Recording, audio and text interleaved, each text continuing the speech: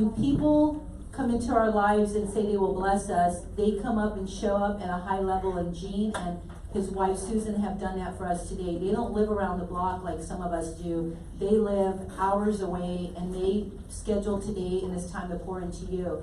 So they are giving back to you guys, and they are ready to do that. Madeline, this is red. Is it on? It's good? Okay. So I don't know how to use that. Jeff operates that. Now Madeline operates it. So thank you, Madeline. So we just want to tell you guys, we want to introduce Gene and his wife Susan. They have been together for 28 years. And they have been working together for 25 years. Make that loud. It's one thing being married for 28 years, and it's one thing working together for 25 years. And Jeff and I did it for 2 years and still continue to struggle forward. We ran at them and asked them for advice and cried and fell apart and said, okay, we can do it. And can we look this good after 25 years doing that? They have 3 amazing children, and they'll tell you their ages, 2 daughters and a son. And his son has a football game today, and he said, I still want to pour into your people, and I want to go back home and be there because I've never missed a football game. I mean, that's what he does every day, show up at a high level. So give him the loudest Keller Williams welcome you've ever heard.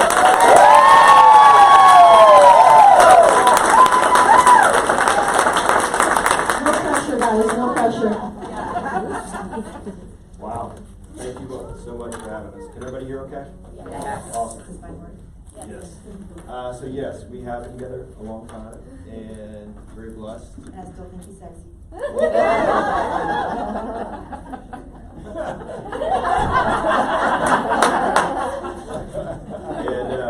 we have a daughter out in San Diego, a sophomore, and then a senior in high school, and then my son's a freshman. So house is full, but it's emptying quick. And so it's bittersweet, but we enjoy it. So, and our kids are involved in our business; they always have been, and so it's been great to have them around. And quite frankly, we can help pay for college by them being part of our business. So we Yes, actually so make sure your kids wear your T-shirt and put them on the payroll and write them off. Yeah, so you can write your kids off for about $5,000 a year for that means absolutely no taxes. Wow. And our daughter in California actually is social media manager. Quiet. Can you hear me Yeah, can we okay? help him a little bit? He speaks Yeah, really low. I speak low. Yeah. That's why she's here, to keep me in line. And, Yeah, I was telling her I'm going to be like when Gary's on stage, he's got the people over to the side that pipe in, I'm the piper inner. Yeah. But we actually, she's actually a social media manager for her, so we can pay her as a salaried person quite a bit of money, who then she actually pays for her own college through that. So it's just a great way to be able to write off your college. You guys, these are nuggets. See what he's saying? These little things, everything he says is going to be a nugget for you guys, so write that down. Not everything. Not everything. Yeah. So just a little backstory on us and how I got into real estate. Susan and I got together when she was in high school, and a couple years out of high school, we bought our first house together. And back in the 80s in Texas, it was a really, really bad recession. And so bad that there were so many foreclosures that the government came up with these loans called non-qualifying assumptions. And so if you had $100, you could buy this house with non-qualifying and start payments on it. And so that house was 1987, 1992, we bought the house, so it had a 5-year loan at that time, it was 8.5%. Rates at that time were right at 10%. So we got into a home with a lower rate with 5 years of equity, and it cost us $10,000, that's what we had saved up, and that got us into our first house.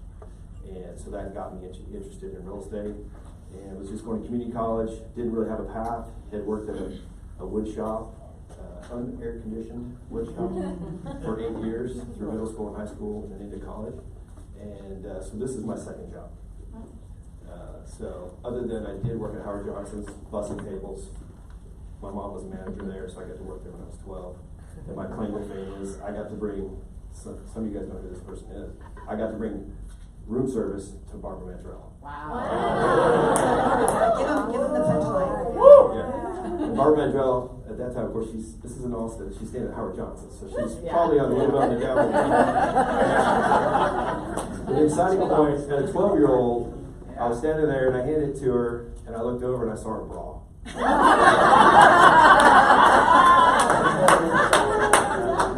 was like, oh my gosh. Anyway. So, looking at Barbara Mandrell, she was hot. I made it. I seen a bra at 12. That's awesome, Gene.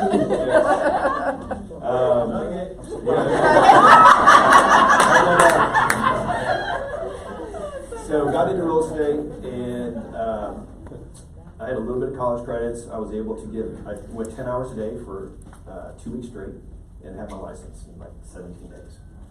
And, No, what a dream. Yeah. Because you could go Monday through Sunday. I mean, 7 days straight. I just went all week, did all my hours, took my test, and I had my license. And I found a broker, and unfortunately, he was, he offered me a job, which I thought was exciting because somebody was willing to sponsor me, because I thought that was a big deal. And he was not a very good broker. He was an alcoholic, woke up at noon, had no direction, nothing to do. I just kind of fumbled around, sold a couple of houses that first year to buddies, to friends, and made $11,000. That was my net that year.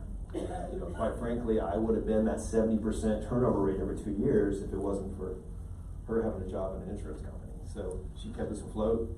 And then I met a new broker, and I was with them for 5 years. And he was a wheeler dealer. He put deals together, and it was out by Lake Travis, if anybody's been to Lake Travis.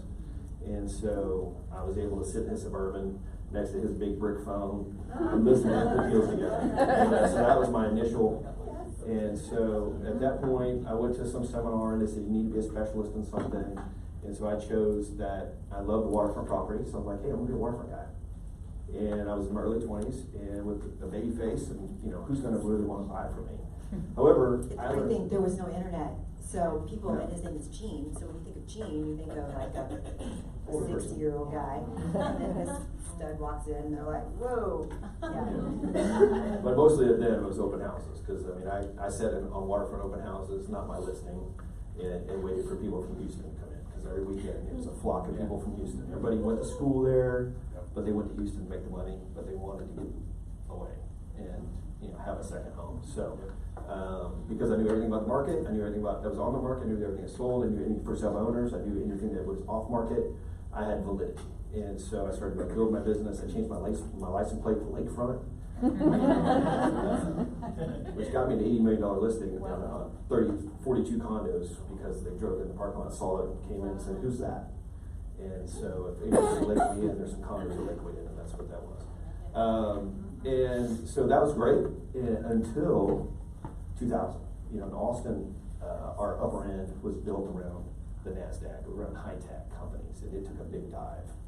And so Austin real estate, 2000, 2001, 2002 was, and especially luxury and second homes. And at that time, I had a coach. I had gotten a coach at Keller Williams, a guy by the name of Dave Jenks. And so he said, you write the Emory book? Yes. And so he said, Gene, you gotta go broad. You can't do this lakefront thing. And so I had purchased AustinTexasRealEstate.com when I bought LakeTravisRealEstate.com. And so we just switched everything over to that. We changed our marketing, and then decided, let's go broad. And so in 2000, we went and we started selling all over. And what I found out real quick was, because I was the lakefront guy, I missed a lot of business. A lot of people are like, oh, I thought you only did waterfront. I didn't know you could sell my sister house in Round Rock. And so that was, I had enough validity in the market where I could then expand and then not be just the waterfront guy. But I just say if you're newer, nobody knows you as a realtor yet, right? How many people are here less than a year on the market? Right. What do you do for real estate? I manage a corporate housing company, and then I manage apartment communities. Right. So your friends, your family, your sphere, that's what they know you as, right? At least it's in the same something industry, that helps. But a lot of people are teachers, policemen, high tech, whatever, and that's what they know you as, right? So that's what they know you as. So your job, especially early on, is to absolutely become the expert in real estate. Everything you do, everything you post, everything you say has to be around what you're either doing like today, you're educating yourself on the market, what's going on, how can I grow my business, those kinds of things. You're out at open house, you're touring a new community, as you do that, the consistency over time, but over a short amount of time, will allow somebody to immediately start seeing you as something else. Because right now, you've got to get that brand off that you were doing something different in real estate. Oh, and if I can add, even people that have been in the business for a long time, we expect people, and Gary says this, we expect people to remember that we're in real estate, and it's not their job to remember that we're in real estate. It's our job to stay in front of them and remind them. Wow. I get to work out and drink water at the same time. Thank you. She's trying to keep me young. Yes. Anyway. I have to have this done by the end of the day. Creating that presence, one of the biggest influencers in our business, and really any sales business, is consistency. And statistically, you can be a really crappy agent, but if you consistently show up, you consistently sell properties, you consistently ask for business, you're going to be better than 80% of the agents, because they're not consistent in what they do. So, we were blessed to get recruited to Keller Williams in 2000. But back then, there was a team leader at the Southwest Market Center by the name of Mary Tennant. And Susan and I met with her, and within 2 hours, we're like, this is our home. We felt it. It was the culture. It was just amazing to see people sharing. We were meeting top producers. They were just telling us what they were doing in their business. And I'd never experienced that. As a smaller broker, especially the broker that was a competing broker, there just wasn't that sharing. Everybody closed their doors, hid their clients, hid what their special marketing piece was that they thought was going to change the world, and did not disclose what was helping them be successful. So immediately we were exposed to it, and we had no idea that really behind that sharing is profit share, in the sense of, and this is not a profit share commercial whatsoever, other than what I found out later was that, the only way profit share works is that I talked to somebody about Keller Williams and they join, is they have to be successful. Right. If they're not successful, then it doesn't matter. So therefore it creates a synergy that, I'd never seen before. And so that was a great blessing for us. And our production was high enough that we were able to start getting into masterminds and start talking to other top agents. And Rick, at the back of the room, when did you join KW? 2000. Okay, same year. Yeah, so we're newbies. When did you get your license? I got my license in 94, August of 94. Yeah, so 25th year. Never thought I'd have that we're crest. doing a big 25th anniversary campaign right now, and it's interesting. Cool. People are like, "Oh, so were you 12?" Yes, I was. Well, Jean was 12, you were 3, right? Just checking my notes, make sure I don't miss anything. So we grew our business, and Austin, as you guys probably were in 2000, we didn't see a downturn until mid-year 2008.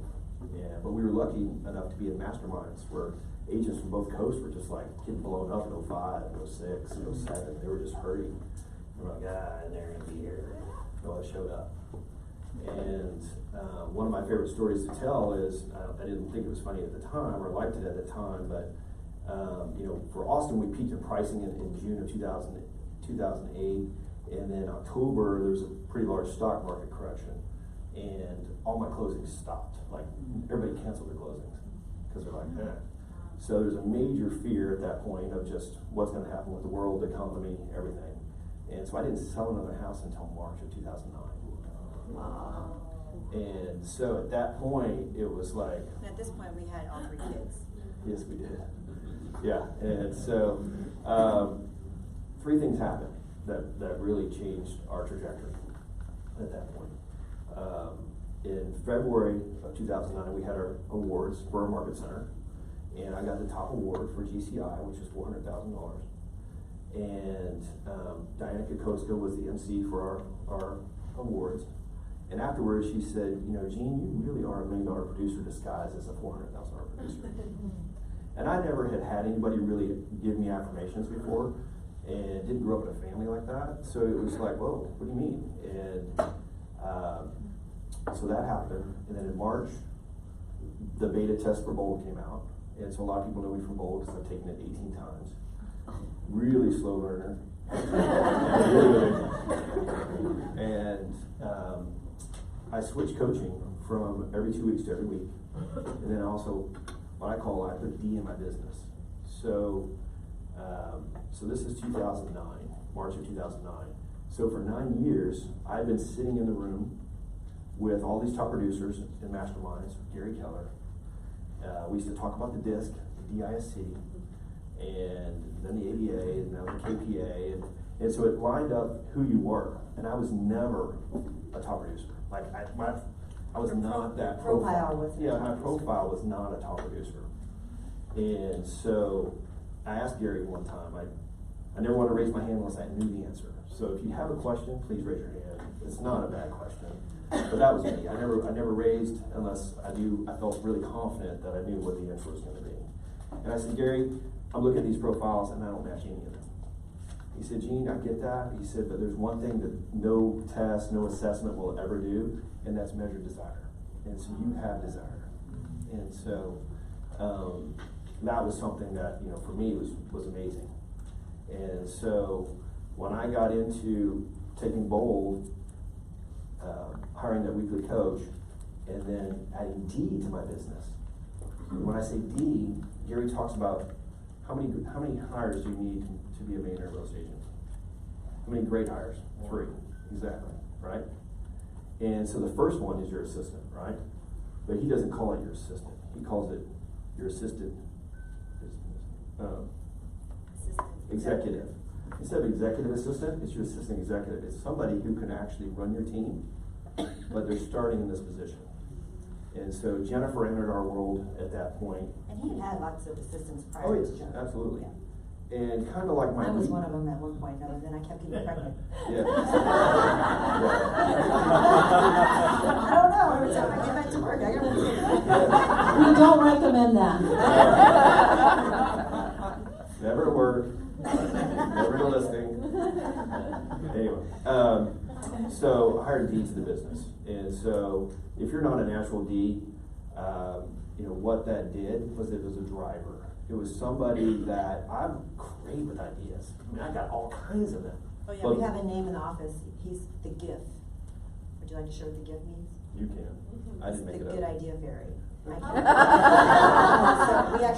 we use Trello, and we have a section in Trello that's GIF that everybody has access to, and when he gives them a GIF or they have a GIF, that's like a word in we all know how much Keller Williams loves acronyms, so GIF is a part of the Gene Arant team's language, and we have GIFs, so Yes. all because of Gene. Yes.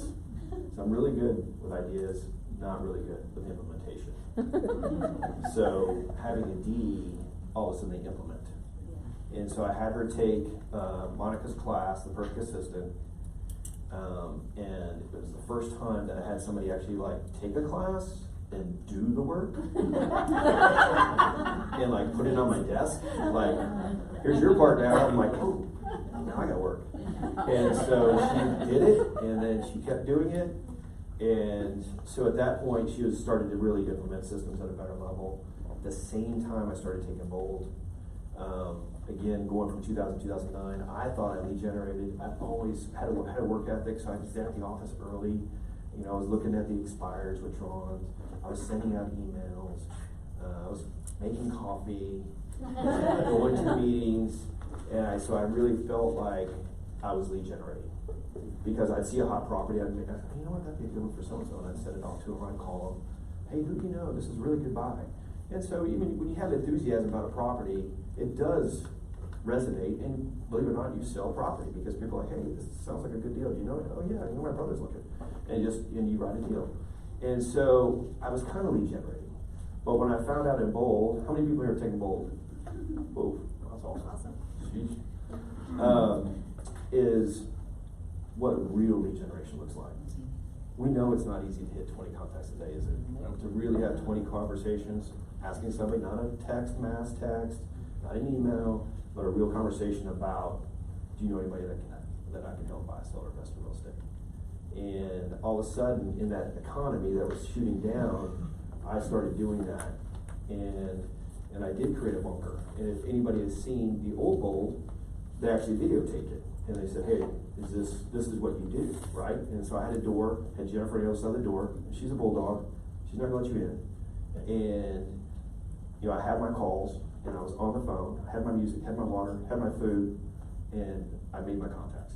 And what started happening was I was flipping over enough rocks and getting enough leads and working on my skill set, especially in a shifting economy, that, and I had the scripts that was, you know, are you willing to do what it takes to get your home sold today? Not, yeah, I'll list your house. No, we couldn't do it, couldn't afford to do that. And all of a sudden started lining up properties. And got Can I better. elaborate on that? Sure.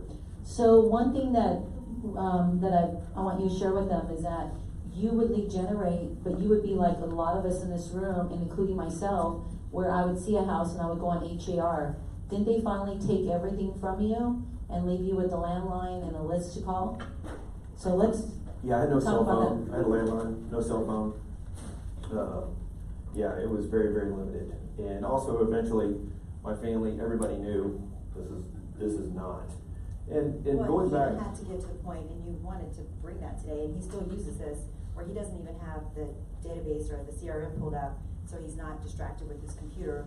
He has it all printed out ahead of time, which is painful, because I'm not a paper person, but that way he's not distracted, and it's sitting on his desk, and he's got his call list, and he calls them, and he's got his phone, his coffee, his water, and his list. I mean, my natural heart is that if I hear something down the hall that needs something, I'm gone. Like, I can hear somebody messing with the copier, I can fix it. I do anything but lead generate. I mean, I'm gonna be there. Like, I will help you. Yes, so, dogs is knuckle vinegar, you know, I'm gone. So, you know, I had to be distracted away from that, because I can't have pop-ups, I can't have my phone, because I'm just not naturally built for that. And so, going back to the weekly coaching, and I know that everybody talks about coaching. When I had an every 2-week coach, Dave Jenks, who co-wrote the MRA book, he couldn't hold me accountable because it was every 2 weeks. I could BS my way around anybody, because 2 weeks, there's a lot can happen. I don't remember, this could have happened, yeah, I think I did it. And it just, but, you know, you can get way off. But when it's weekly, you just can't get very far. It's, did you do it or not? Did you set your 5 appointments? Did you set your 2 appointments? Did you do it? Did you preview those houses? Did you write that? Did you work on this system? That's it. So with the coaching, with the real lead generation, and then with Dee holding me accountable, because she was outside, she was actually on my coaching calls with me, because she would hear and say, okay, you're going to do this, and then she would hold me accountable to it. Wow, that's great. So I had 2 coaches. Now we call her my work wife. And today, she went through, and then she became our operations director, now she's our lead listing agent. She's taken almost 8 listings so far this year. Wow. And Wait, so- say that again, you guys, hold on. Sorry, I'm gonna jump in, I hope you don't mind. So, she started as your assistant, she's the guard at your door, so that Yep. you do your job, so she can keep her job. Absolutely. And then he hires a coach, and now she went from guarding your door to taking how many listings? 80. 80 listings. So many of us are, Well, she's closed 70 something, so she's taking more than that. Yeah, she's close 76. Yeah. and a lot of us, including me, are so afraid to hire that first hire because we think we can't spend it or we don't want to be responsible for them. So you can talk Right. about that later now. Yeah, I mean, just to hit that on real quick, Gary talks about, because that's always, so when you're growing your business, the first thing, as a new agent, is about leads. That's it. It's about leads, and hopefully it's leads about listings. You're focusing on listings. Because we know that it's natural in our industry that when you get into real estate, buyers are a lot easier to find.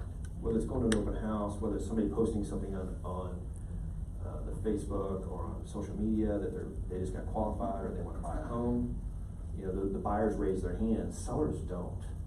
So it's much more, and there's different situations in that. And that's why prospecting and networking and database are really crucial in order to be able to be a top listing agent or a consistent listing agent, is because, you know, a seller, it can be good or bad, right? It can be a divorce. It can be losing a job. It could be a sick person. It could be an actual relocation. It could be they actually get moved up the ladder, right? They got a new job, and they're leaving their old friends and neighbors to go to this new neighborhood. right? So they don't necessarily wanna confront them going, oh yeah, we're moving to the gated part of this neighborhood. And so therefore, that's why, being a listing agent is not as prevalent as as a buyer agent, in the sense of being more buyers. So, but what we also know in the MRA book is that buyers take about 3 times more time, minimum. So if you can leverage into listings, you're gonna have, you can qualify your time a lot better, you can do more business, you can net a lot more, if you're a listing agent. Jean, can we have you scoot over a little? We're only getting half of your muscles, so we're recording you, so now we get the full picture. Thank you. It's just been me the whole time. No, that's okay, you're good, Susan. If we just wanted him to scoot over, you were on the edge. Gotcha. So, you know, typically a top buyer's agent's gonna top out at 6 to 10 million in volume, which some of you guys are like, I'll do that all day. Absolutely. But there's a point in your life where you want a little bit more balance, and you don't wanna be out with the buyer all day or all weekend or all night. So you're looking for that, and that's where the leads go to listings and then goes to leverage in that sense. So, so inside of Keller Williams, that's why we really talk about how can you get listings, because it's gonna keep you in the business longer. Unless that's all you wanna do, that's fine, absolutely. You wanna do 5, 10, 15 deals a year, absolutely, that's fine. But that's not this room, right? Right. No. Right, that's right, we want a Wait, big that life. was way too low. This is not this room, right? No. That's right. Going back to that, and the personality profiles, a listing agent profile is very different than a buyer agent profile. And I was a buyer's agent, and I tried doing listings, and I sucked. And there's a lot. No, you're really good about getting a listing. Yes. However, when it comes to price reductions, adjustments. yes. So not making people happy, buyers are happy. So I guess, you know, and if you want to grow a team and you eventually break off into a listing specialist and a buyer specialist, that's great. But if you want to do both, it goes back to personality profiles. He was not a good buyer's agent, but he worked with buyers for years until he was able to bring on a buyer's agent. And he had to practice and script and role play. The listings, he could go do it with his eyes closed. The buyers, it was painful, and he would come home exhausted. So just going back. Only because I'm not really a small talk kind of person. Right, So so I'm from just go to saying, house like, to house to practice house to that. house and have to have a little conversation in between. I didn't know, but I was like, why am I so tired? This is not how I'm built. You know, I'd rather just sit in the car quiet.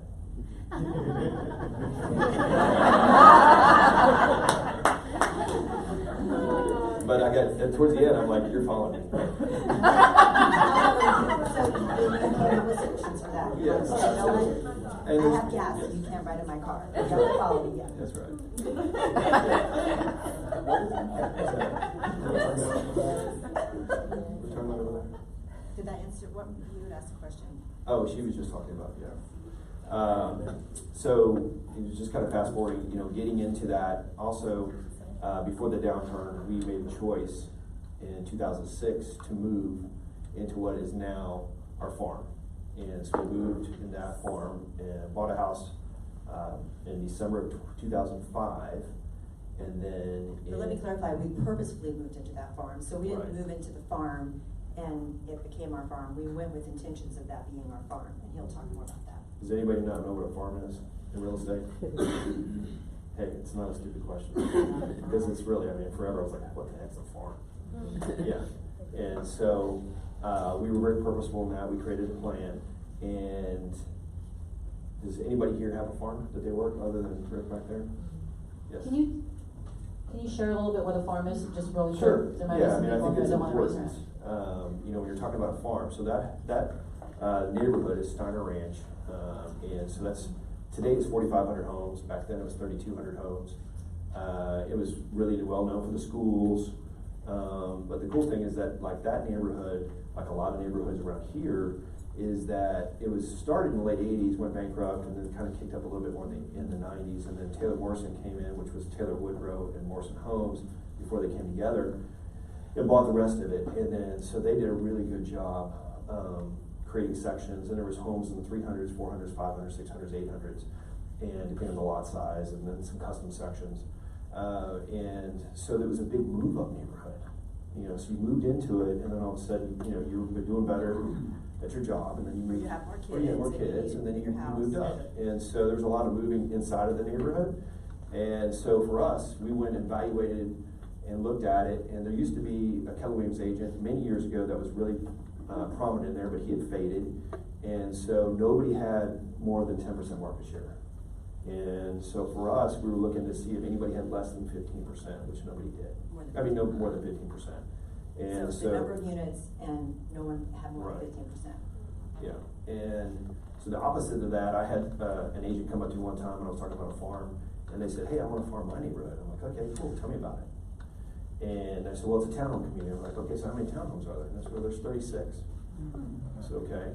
How many sold last year? He said, I think 3. And I'm like, so if you had 100% market share, you'd have 3 deals? I'm like, no, that's not a farm. I mean, yes, you can absolutely be neighborly and help and get that deal here and there and want your name on it in that sense. But you need to go in and you need to look at it and say, okay, is there a market share? Can I get market share? What's the turnover rate? Even our farm is starting to change, right? Now it's almost 2020 or 2020, and the neighborhood's getting older. So what happens with an older neighborhood is that people don't move as much. Even if they are empty nesters, they still don't move as much. And so the sales have not dropped considerably yet, but they're starting to. And so we're watching that and seeing, is this going to be, can we still pull the same kind of homes out of here that we always have? And in that sense. So, but when we went into the farm. Did you go into, she'd asked you to explain a little bit about the farm, just like what farming is? So, obviously it's consistently showing up in the neighborhood, right? And so for us, she joined the social committee for the neighborhood. We started sponsoring, obviously, the schools and the carnivals and those kinds of things. We showed, I think back now, I'm like, oh my gosh, we did all that. I was the PTA president for the middle school. For 2 years.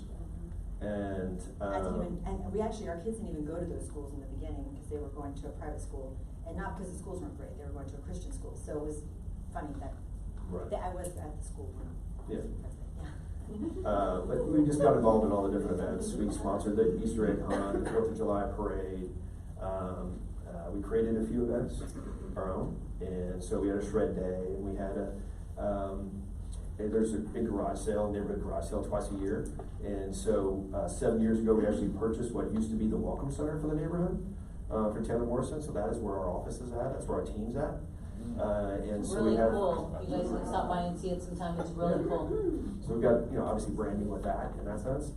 And so, there we're able to have charity car washes all the time because, there's stuff that happens all the time in the neighborhood where, somebody got cancer, somebody lost a parent.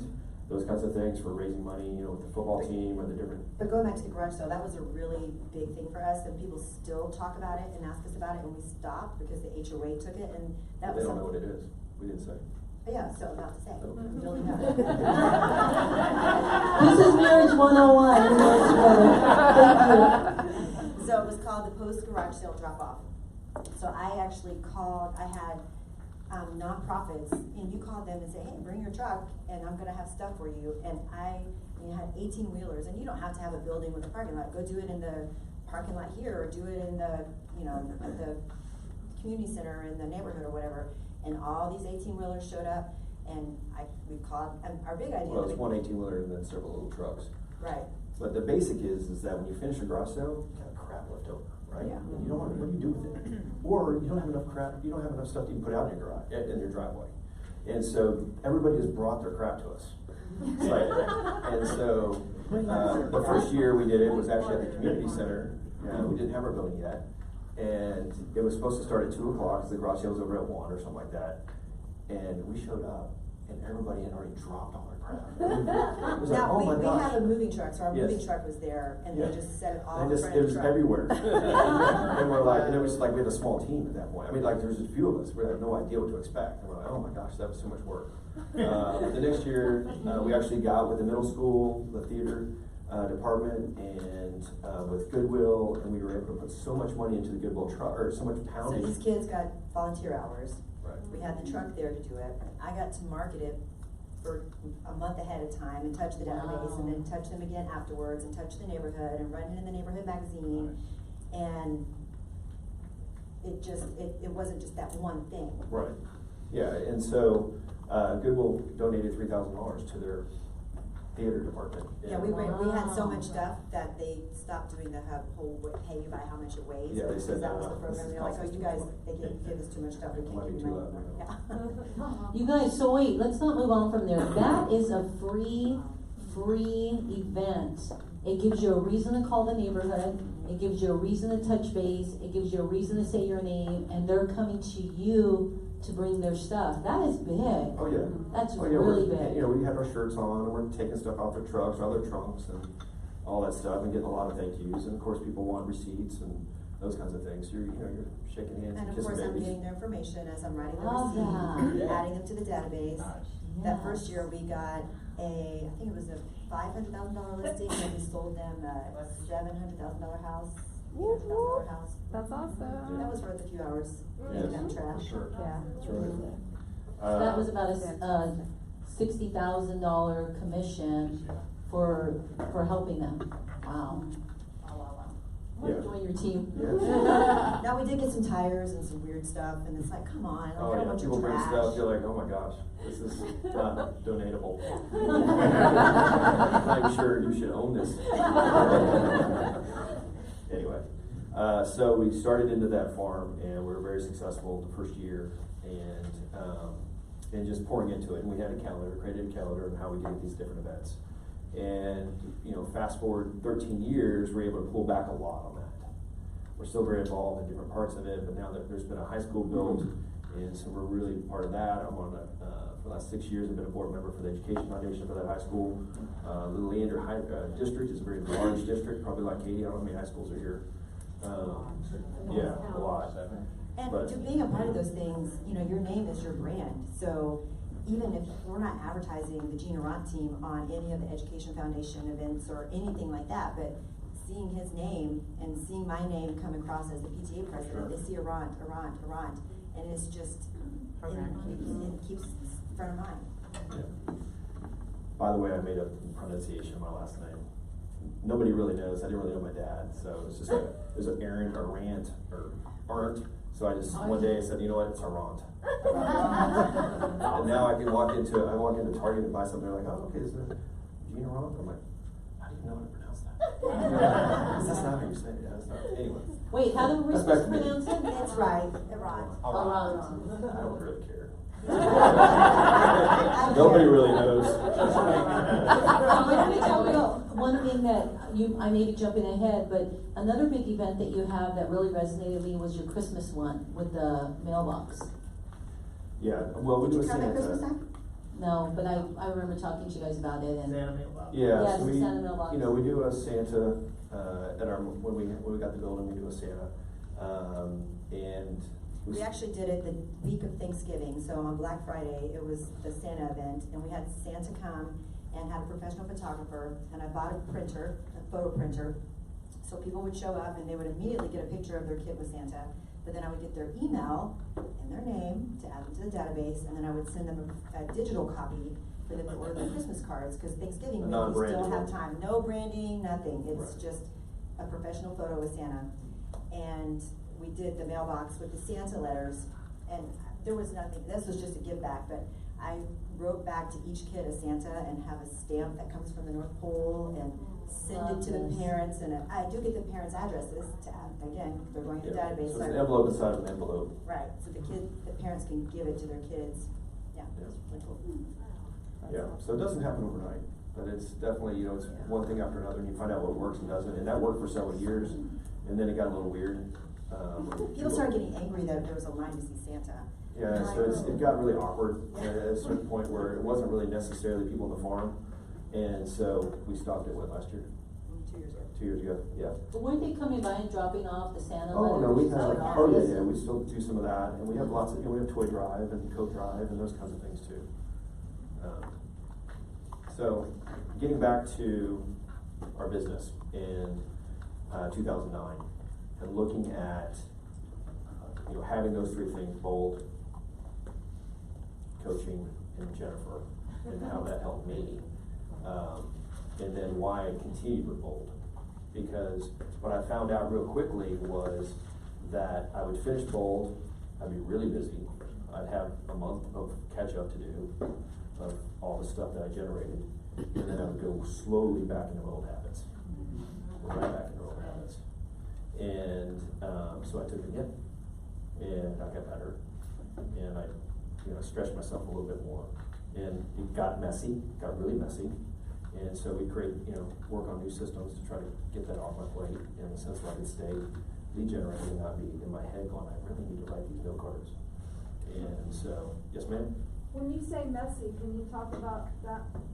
What do you mean? It got messy in the sense that I couldn't get back to people as quickly, I couldn't go see property, I couldn't, in the sense of just run out and go do things.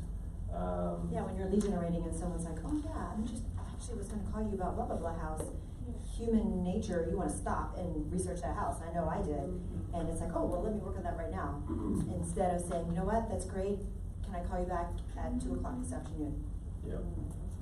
Yeah, and it also, there's a lot of follow-up that was created, and so that's where she's talking about my cards, and I just, I got it from Gary. If you Google Gary Keller Black Box, you'll see real quick how he grew his business.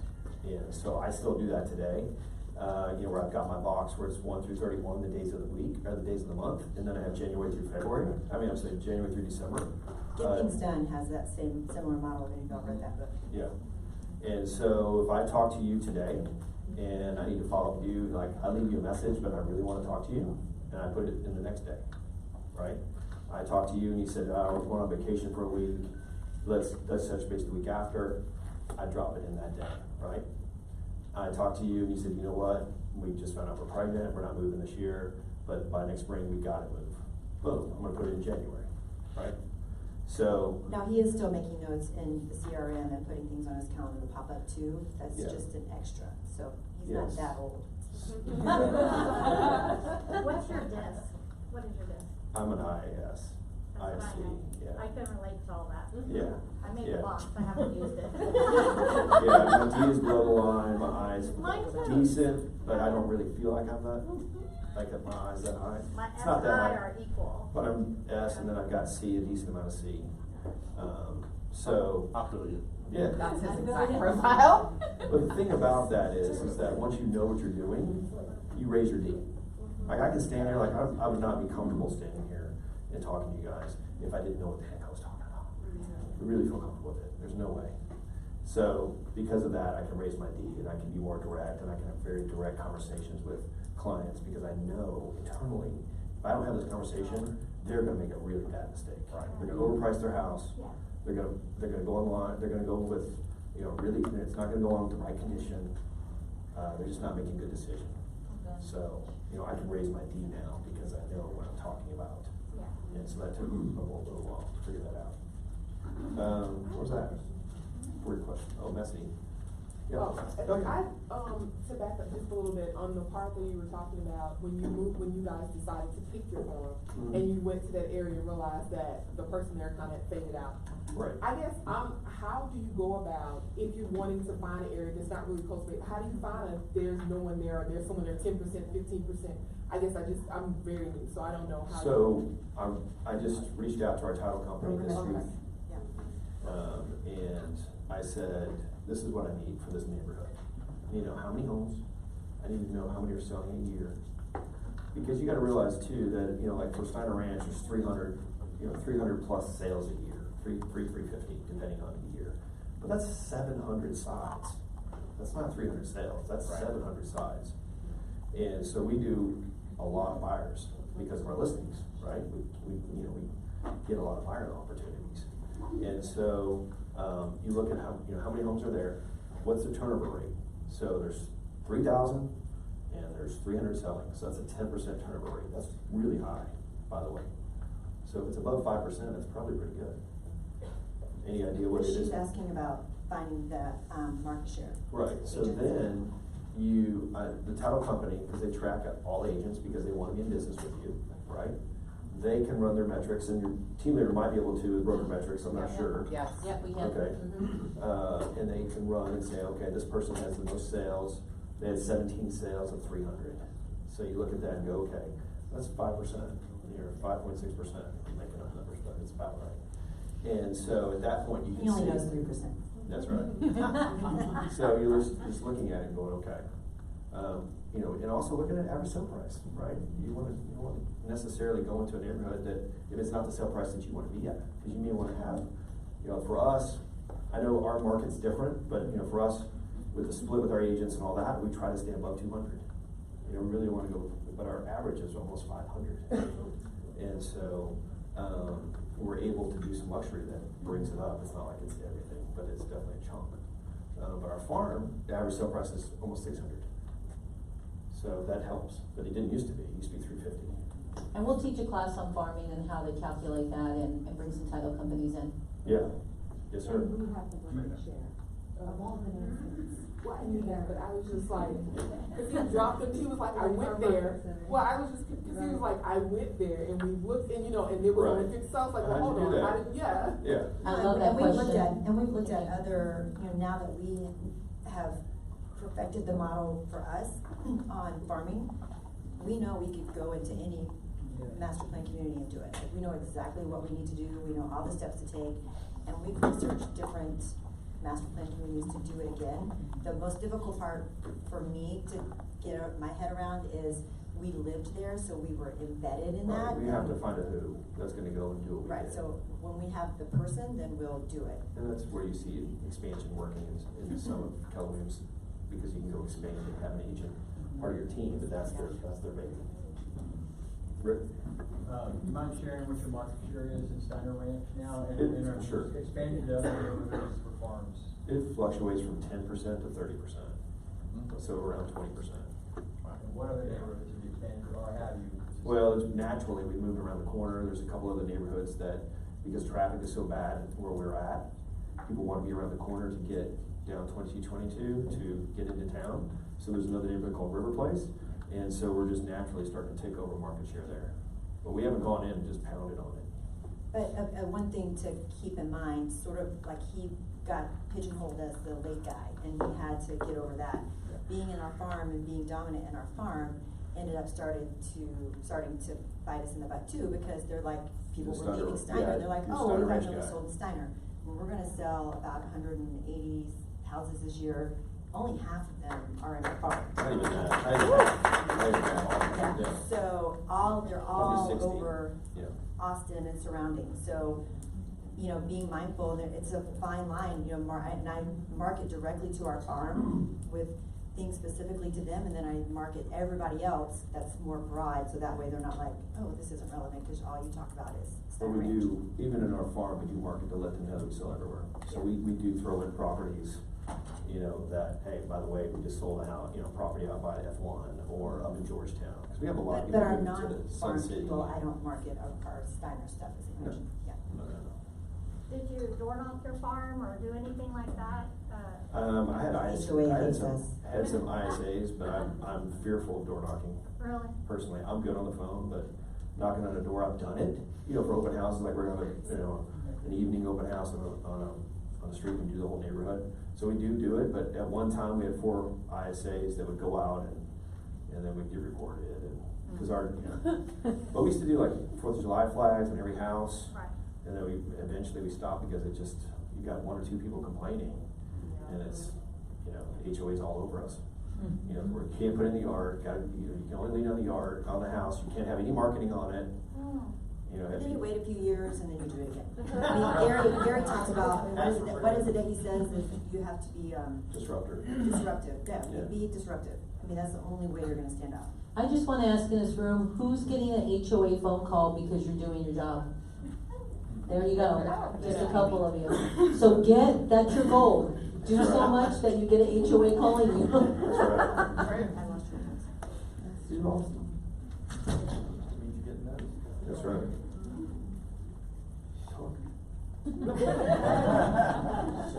Give me something. What were we talking about? We were talking about farming and how to grow a business. So Farming break part, down our team real quick. Just tell me what our team looks like today. All right, so today Jean is in production a little bit, just because Jennifer had some stuff happening, so her goal was to do 100 units this year, and then she needed to drop it to 75. My husband took a job, he travels now. Right. So now it's So he's she's got 2 little girls, and she needs to be done at 4:30 every day, Yeah. period. Certain days. So- So we have Jean that is primarily the sales managers, accountability coach, you know, all that. And then Jennifer, she's our listing agent. We have 2 buyer's agents.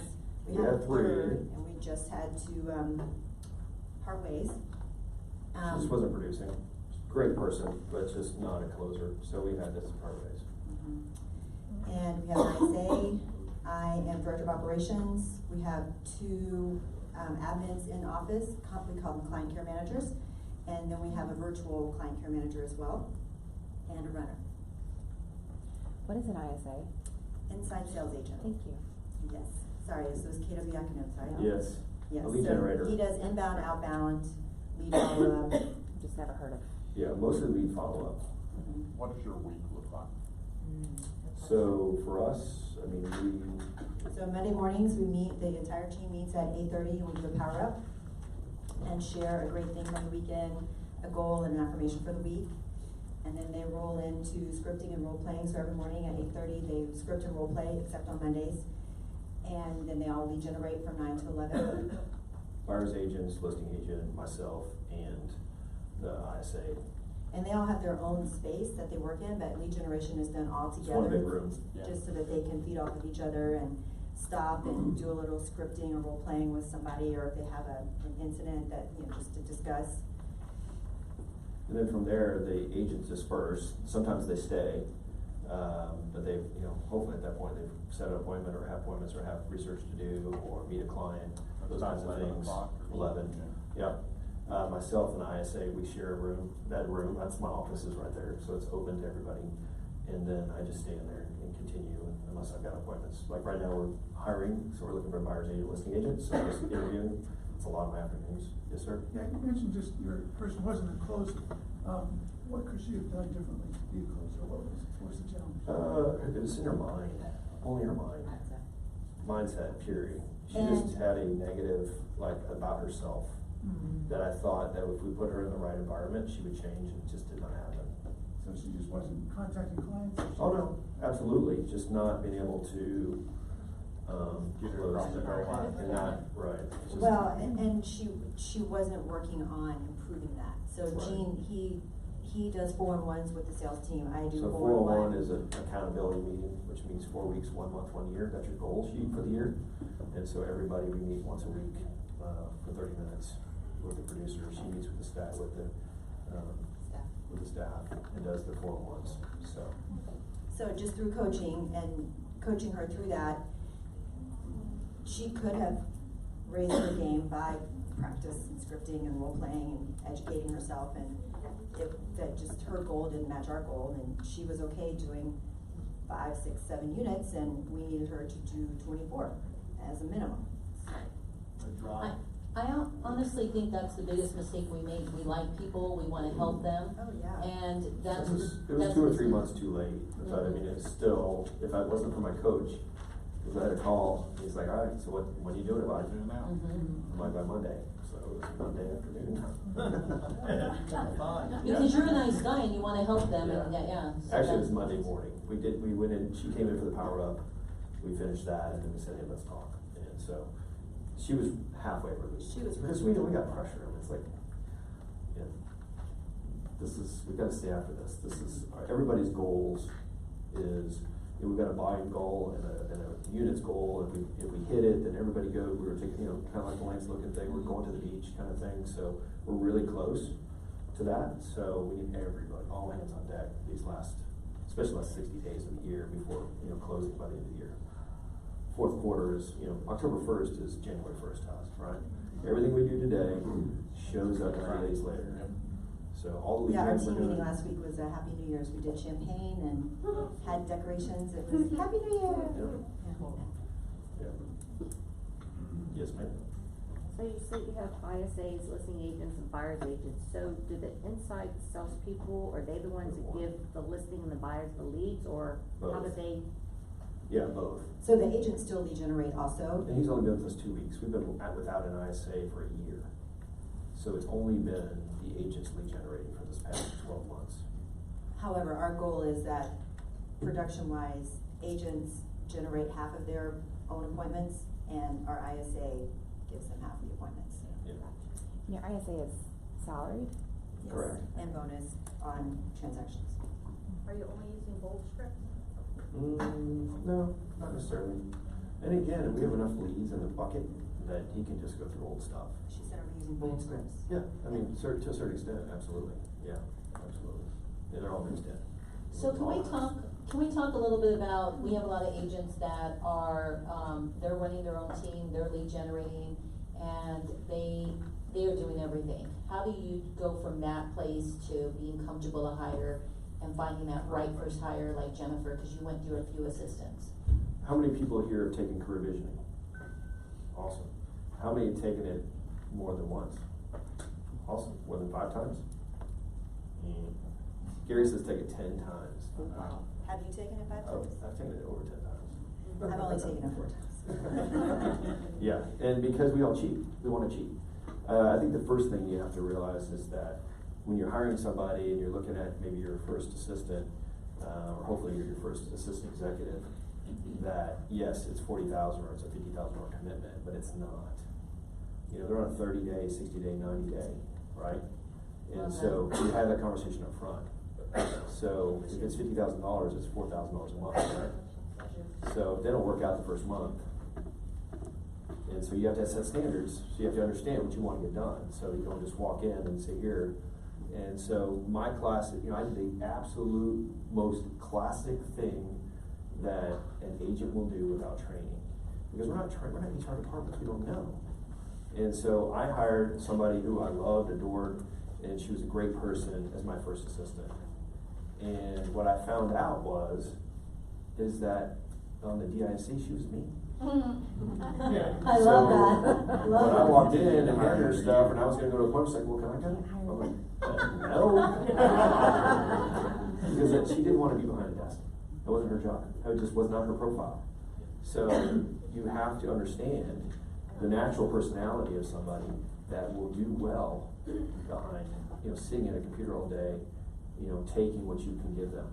And you're going to be attracted to people like you. So if you just go by how you feel, right. There are feelings involved for sure in career visioning. I totally believe. However, just feelings. Yeah, it's not enough. So to really truly go through the career visioning process, and starting with the KPA. Does everybody know what a KPA is? Hopefully you took one before they hired you. Oh, yes, you did. Right. Yes, So Keller personality assessment, right? And so in looking at that, that's going to range somebody and give them a general idea by sitting down with them and spending an hour and validating that KPA and really understanding that this is them and this is their natural tendencies. At that point, you can identify would they be a good match to the role that you're looking at. I took one before I dated her. I was about to say, if anybody is considering proposing or any of that, they might want to. And the KPA, just so you guys know, it's, you can order it from Mary or Megan and I, but it is $20 or $25. 25. We pay 25. Yeah. Money well spent. And if you do more than 5 in 1 month, there's no fee after that. But you should take the KPA for yourself. And the one thing Jean can talk about the KPA, about what you're, didn't come out as a mega agent, right? I mean, thank God you proved yourself, because it's not always exactly what you're looking for. Right. You have to validate it. Oh yeah, you have to validate it, and it's only maybe 25% of your hire, and you know, of your evaluation. But take somebody through that, and then you've got some really great questions to ask them, and you can start getting a flow of who they are, and then from there. And the cool thing about it is when you do it, it seems like you're dragging it on. And I mean, if you've got someone that's like super talented and you know there are other people competing for them, don't skip it. Just do it faster. Yeah. Like just block out 2 days and knock it out. But because we have lost people that they're like, gosh, it was a cool process, but you took too long. And that's because we're still trying to do our business and do the things that we have to do. The cool thing though is, again, my personality, I don't want to hurt anybody's feelings, so not hiring them, I'm like, it ends up being such a blessing for them, and it's so enlightening that they walk away going, oh my gosh, this was the coolest thing ever. They don't, I mean, they're disappointed they didn't get hired, but, or partnered with if they're agents, but it ends up being a really cool, and it's a gift for them. Yes. So you're doing a gift for yourself by making sure you're not bringing someone on the team that's going to end up costing you a lot of money and heartache and who knows what, but you're also blessing them. Yeah. you know, and through the process, you know, the next part is, you know, Gary says history repeats itself, right? And so you're looking at their trajectory, you're looking at their life story and the major events that have happened in their life since high school or college. And so you're looking to see that this has been going on and not this or this. And so, you know, that alone, immediately you start picking up on, you know, do you have somebody who's an achiever? Do you have somebody that wants to make a difference? Do you have somebody that lines up with your values? You know, or And do you you start hearing have, their language patterns, and if they're victim right, yep, that's exactly what I was gonna say oriented, next. sorry. Right, yeah, and So so, they'll take you with them, yeah. and their trajectory. And then you get to do an amazing, exercise with them after that, which is the, what's it called, the The motivational? motivational, right, the The life motivational. story, and then the motivation. Right, motivational outlook, so you get to see what their core values are. And so, and you go through those, and you ask them some really intense questions, saying, you know, 5 years from now, we're sitting here, glass of wine, you're saying the last 5 years have been amazing. What has to happen? What has to happen in your career with us? What has to happen with money in your income? What has to happen? And then you give them two other options. They get to pick. Typically, family is one. The second could be health. It could be giving back. You know, it could be those kinds of things. And you take them through that, and they see on the board what they want to see in 5 years from now. And then again, for you, does that match up with you and who you are and your system and your values? But it also allows them to really explore the possibility of who they could be.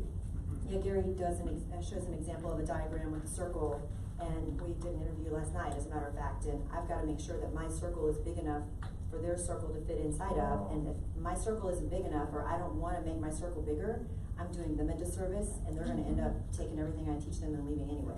So it helps me go, okay, I want to go there with this person, or, yeah, so just making sure that that circle is big enough. Are you taking a break at all, or are we just going through? I'm good, whatever. I'm just.